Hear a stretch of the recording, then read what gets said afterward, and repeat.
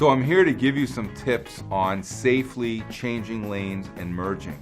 And from the subject of merging, the basic rule of thumb is to use that merging lane to build up our speed, which will make it a lot easier to merge onto the highway.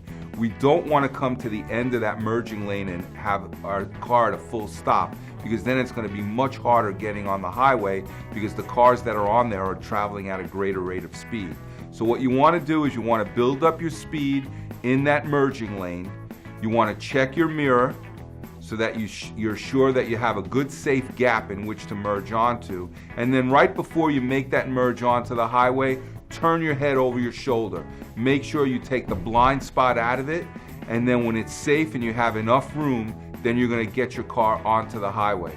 As far as changing lanes once you're on the highway, the first thing you want to do is indicate the direction of the change.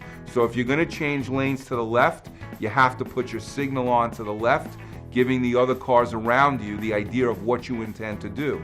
Once you've done that, the next thing to do is to make sure it's safe to actually make the lane change. So you've put your signal on, you start checking your mirrors to make sure that you have enough room, and then when you think it's safe, again, a turn of the head is definitely good advice. You want to turn over your left shoulder, look back, make sure there's sufficient room in order to make that safe change, and then move your car into the lane that you intend to go into.